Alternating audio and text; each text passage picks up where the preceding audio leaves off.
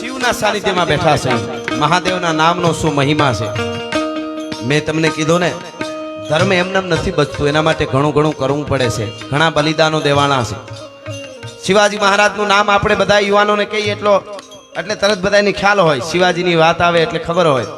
પણ શિવાજીનો દીકરો સંભાજી રાજે ડાયાભાઈ હીરાભાઈ, જે સનાતન માટે જે લડ્યો છે ઔરંગઝેબની સેનાની સામે, ગોરીલા યુદ્ધ કરી અને હાકા પહા છોડાવી દીધા ઔરંગઝેબની, જેને કહેવાય સેનામાંથી એટલા માણસોને કાપે. ઔરંગઝેબનું ત્રાહિમામ થઈ ગયું કે આને કરવું શું, આને પકડવો કેમ. અને પછી દગો કરીને એને પકડ્યો. પોતાના જ્યારે ખૂટે ત્યારે જ મહાન માણસ હારે છે, બાકી મહાન માણસ કોઈ દી થાકતો નથી. આપણને આપણા જ હરવે, બીજાની તાકાત નથી કોઈ હરવી હગે ભલા માણસ. આ એક હકીકત છે, જ્યાં લખવું હોય ત્યાં લખી લેજો. હા, એટલે ધ્યાન એ રાખવું, સારું કરવા નીકળશો એટલે બધી તકલીફોની શરૂઆત થાય. હા, બાકી કાંઈ ન થાય. જે ઉજળા છે, ઉજળા કપડા હોય ને, આપણે આ કપડાને હારા કરવા માટે ધોવા પડે. મેલા કરવાનો કોઈ પ્રોગ્રામ નહીં, એની રીતે થાય. બજારમાં હાવણા ખરીદવા પડે, કચરો ખરીદવા ન જવું પડે. એ તો ઘરે આવો એટલે તૈયાર હોય. એમ સારું થવું હોય. પોતાના ખૂટ્યા અને સંભાજી રાજે શિવાજીનો દીકરો એને ઔરંગઝેબની સેનાએ પકડી લીધો. આખો પ્રસંગ નથી કહેતો, પણ શિવના સાનિધ્યમાં મળ્યા હોય તો મારે એકાદ વાત યુવાનોને કેવી જોઈએ કે ધર્મના માટે શું શું બન્યું છે અને એની તાકાત શું છે, શિવના નામનો શું મહિમા છે. અને ઔરંગઝેબની તંબુમાં પોતે ઔરંગઝેબ બેઠો છે અને ત્યાં લઈને આવતા હતા, હાંકળેથી બાંધ્યા હતા કવિરાજને અને બેયને. કવિઓ અને કલાકારોની પણ મોટી જવાબદારી છે. ગમે એવી વાતો ન કરી નખાય, ગમે એવા ગીત ન ગાઈ નાખાય. સારું લગાડવા સારું થઈ, ધર્મને આંચ ન આવે એવું જ બોલાય, એવું જ ગવાય. એટલે કહું છું, કવિ કલશ હતો સંભાજીની હારે, શિવાજીના દીકરાની હારે. અને કવિ કલશને સંભાજી બેયને જીવતા પકડ્યા. દગો થયો એટલે પકડાઈ ગયા, હાંકળે બાંધીને લઈ આવ્યા. ઔરંગઝેબ સિંહાસન માથે બેઠો હતો. ઔરંગઝેબને એમ થયું કે હમણાં શિવાજીનો દીકરો સંભાજી મને જોઈ ધ્રુજતો આવશે. એને ખબર હતી કે ઔરંગઝેબ હું સજા કરવાનો છે. કવિ કલશ કવિને બે હમણાં ધ્રુજ છે મને જોઈને. પણ યામ કચેરીમાં લઈ આવ્યા, હાકડું બાંધી હતી, પણ ઠાણાક હાવજ ભૂયા આવતા હોય એમ પંજા નાખતો આવ્યો સિંહ ડાલા મથો કાળ જાળ જાડાળો હાલિયો દેતો ડુંગરા ડણક હાન હાથિયા મૃગરા ઝુંડ હાલિયા પૃથ્વીના માથે લાગ્યા કેતારા કેતા કરેના બાણા ગંગન ફૂફુરી લેટાળો હતી ક્રોધ વાળો. ઈ કેરીની ફાટ જેવી આંખું અને કચેરીમાં આવ્યો શિવાજીનો દીકરો. ઈ વાંકડિયું મૂછડિયું. औरंगजेब कहवा मिले, उसको बोलो मैं औरंगजेब हूँ, मुझसे वो डरते क्यों नहीं है, मैं उसका क्या हाल करूंगा उसको पता नहीं है, उसको बोलो मुझसे डरते क्यों नहीं. એને એમ કે મને જોઈને ધ્રુજતા છે. બહુ રાડું નાખવા માંડ્યો ને ત્યારે કોકે કીધું, औरंगजेब जहापना आप बैठे रहिए, वो शिवाजी का बेटा है. कि तो क्या है, मुझे देखकर अच्छे अच्छे थरथराने लगते हैं. મને જોઈને હારા ધ્રુજવા માંડે. તો આમ મુશ્કરી હાકડું બાંધી હતી હાથમાં. આમ મુશ કરીને સંભાજે શિવાજીનો દીકરો એમ બોલ્યો, औरंगजेब તું નહીં, તારો બાપ જહાંગીર, તારો બાપ શાહજહાં. औरंगजेब તું, તારો બાપ શાહજહાં, એનો બાપ જહાંગીર, એનો બાપ અકબર, એનો બાપ હુમાયુન, એનો બાપ બાબર આવે તોય શિવાજીનો દીકરો નો ધ્રુજે. તારે જ્યાં ખીલા ધરબી હોય ને ત્યાં ધરબી દે. મને ફેર ન પડે, મર્દ શીશ પર નવે મર્દ બોલી પહેચાને, મર્દ ખીલાવે ખાઈ મર્દ ચિંતા નહીં માને. આવા મર્દો ભેળા બેહજો, રાકાવની પાસે બેહતા નહીં, ખોટે ખોટા ક્યાંય નહીં રહેવા દે, ધર્મને ભૂલાડી દે. હા, નેકરી કાંઈ ખાલી લાગી ગપતાલ દીએ કોક ઉભા મૂળની એમ ન લાગે. પણ જે હાથે આર પાર ઉતરી ગયા છે. અને પછી મિત્રો મારે ટૂંકમાં કેવું છે હો આપને, પછી સંભાજી રાજેને ઉપર જે ઓહો ત્રાસ આપ્યો છે એને એને કીધું કે મહાદેવનું નામ છોડી દે. શિવના નામ અહીં કપિલેશ્વર મહાદેવના સાનિધ્યમાં મળ્યા છે. અહીં ભાગવતાનંદ બાપુજીના એક દિવ્ય ચેતના અહીંયા કંઈક કામ કરે છે આ ભૂમિમાં, બરોબર. એટલે હું આ વાત કરું છું. મહાદેવનું હર હર મહાદેવ કહેવાનું સંભાજી છોડી દે અને અમારો ધર્મ અપનાવી લે. औरंगजेब કે નહીતર તને બહુ દંડ દેવામાં આવશે ખરા ભયંકર, કે તમારે જે કરવું હોય કરો. અને કહેવાય છે કે હળગતા હરિયા ધગાવી લાલ કરીને આંખોમાં નાખ્યા. કલ્પના લાગે કોકને, હકીકત બનેલી વાત છે.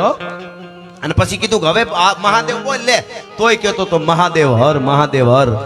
આખી વાત તો કરું તો મિત્રો કંપારી ઉઠે, તમે વાંચો તો ખબર પડે. પણ એને જેલમાં નાખ્યો, કાયમ હવારમાં જાય, આટલી આંગળી કાપે. આ બનેલી ઘટના છે. ધર્મ માટે શું શું થયું ત્યારે હું તમે આજે આ ઉત્સવ ઉજવી શકી છે. આંગળીઓ કાપી, પછી કીધું છોડી દે, તારો ધર્મ અમારો ધર્મ અપનાવી લે.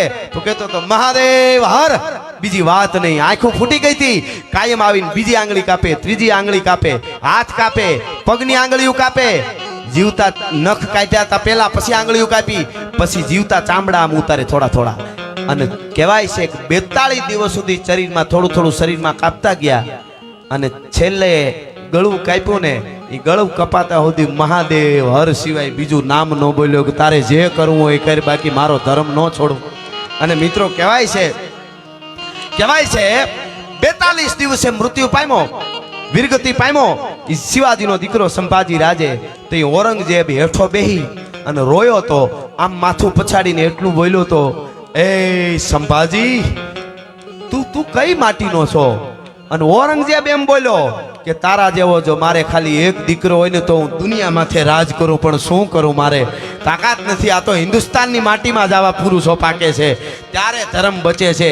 એવી અનેક કથાઓ મારી પાસે છે, અનેક વાતો છે, તમે સાંભળતા જાઓ. એમાં મેં તમારા સુધી હું કાયમ ગેરંટી આપું છું મારા પ્રોગ્રામમાં.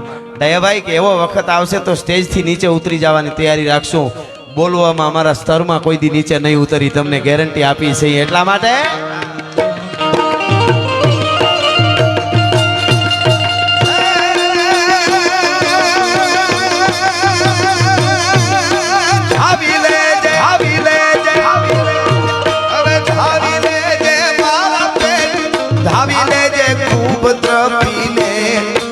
શિવા બેટા ખૂબ તપી લેગા,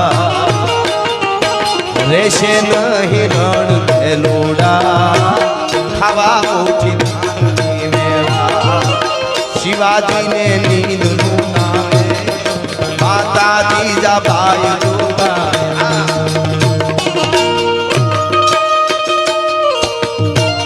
હવે હા આ બાળક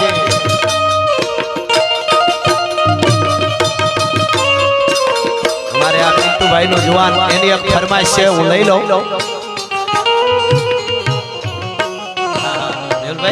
આપની એક ફરમાઈશ છે કે અગર ખિલાફ है होने दो, जान थोड़ी है.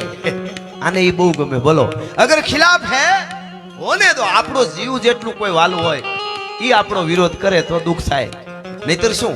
અગર ખિલાફ है होने दो, जान थोड़ी है, ये सब धुआं है, आसमान थोड़ी है.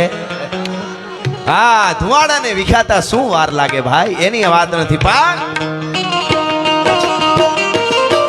ધાવી લેજે મારા બાપ, ધાવી લેજે ખૂબ દ્રપીને, આજ શિવા બેટા ખૂબ દ્રપીને ગા, રેશે નહીં રણ ગેલુડા, ખાવા મુઠી ધાન લીવેલા.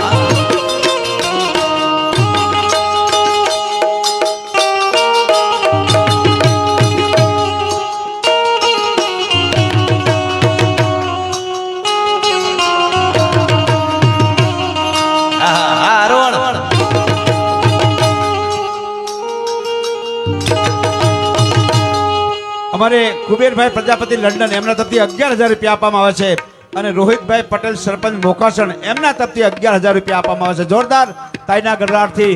હજુ બહુ ઓછા નામ છે બાપ, આ તો કલોલનું આંગણું છે. એ હો, અને અહીંયા જેટલા આવ્યા છે એને કોઈ કોઈને કુળદેવી છે.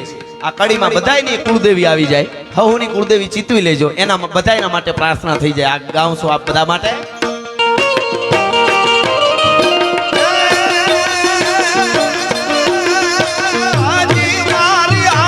જાગે છે રે હરસિદ્ધિ, હજી મારી આઈ જાગે છે રે, એવા ભણકાર વાગે છે.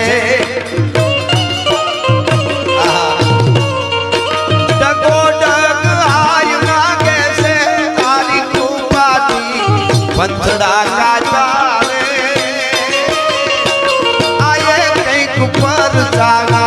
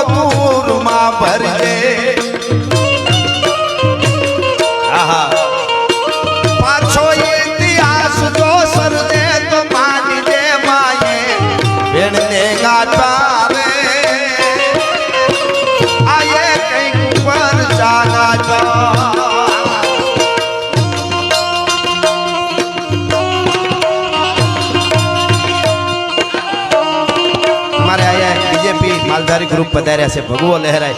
આમ તો મેં ગાઈ નાખ્યું એકવાર, તમે કદાચ મોડા આવ્યા હશો તો પાછું જોઈ એકાદું આગળ જતા લઈ જ લઈશું. એટલા માટે આહા, સ્વાગતમ.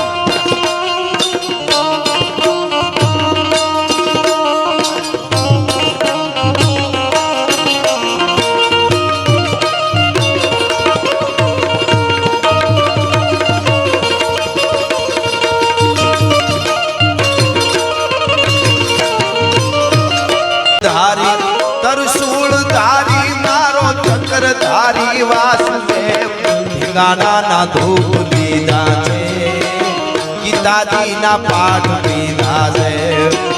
ઢીંગાણાના ધૂપ લીધા છે, ગીતાના પાઠ